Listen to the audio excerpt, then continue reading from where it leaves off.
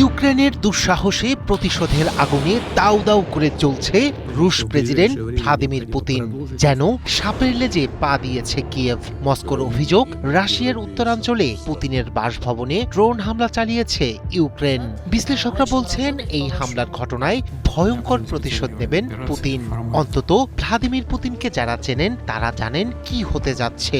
Zelensky বাহিনীর এমন কাণ্ডে অত্যন্ত শঙ্কিত মার্কিন প্রেসিডেন্ট ডোনাল্ড ট্রাম্পও। ক্রান্তিকালীন সময়ে এই হামলার ঘটনায় নিন্দা জানিয়েছেন তিনি। তবে হামলার অভিযোগ সম্পূর্ণ মিথ্যা বলে উড়িয়ে দিয়েছেন জেলেনস্কি।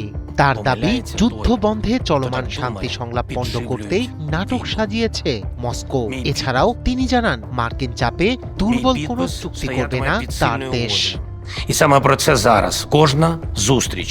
ভ্লাদিমির পুতিনের একটি বাসভবন লক্ষ্য করে ড্রোন হামলা চালিয়েছে কিয়েভ। সোমবার এই তথ্য নিশ্চিত করে রুশ পররাষ্ট্রমন্ত্রী সের্গেই ল্যাভরভ বলেন, নভগরোদে ওই হামলার সময় ৯১টি ড্রোন ভূপাতিত করেছে রাশিয়ার আকাশ প্রতিরক্ষা ব্যবস্থা। তবে সে সময় পুতিন নভগরোদে ছিলেন কিনা সে বিষয়ে কিছুই বলেননি ল্যাভরভ। এই হামলার জবাবে রুশ বাহিনী পাল্টা হামলার প্রস্তুতি নিচ্ছে বলেও হুঁশিয়ারি দেন তিনি।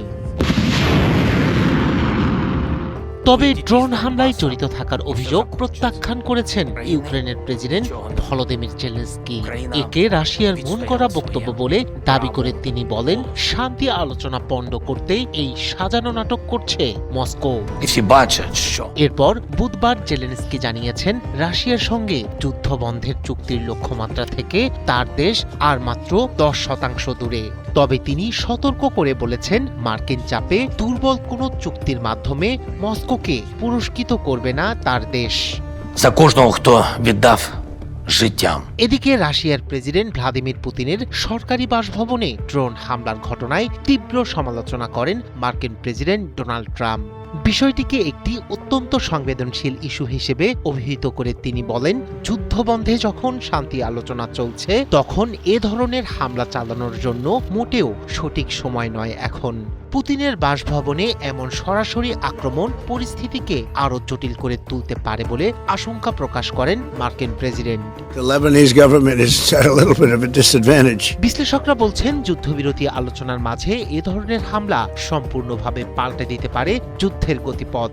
একদিকে যুদ্ধবিরতির উদ্যোগ, অন্যদিকে এই হামলার ফলে এখন এক অনিশ্চিত মোড়ে দাঁড়িয়ে ইউক্রেন রাশিয়া সংঘাত। বিশ্লেষকরা বলছেন, যুদ্ধ কি থামবে না আরো ভয়ঙ্কর রূপ নেবে তা নির্ধারণ করবে পুতিন প্রশাসনের প্রতিক্রিয়া। রায়হান কবির শুভ্র, ৭১।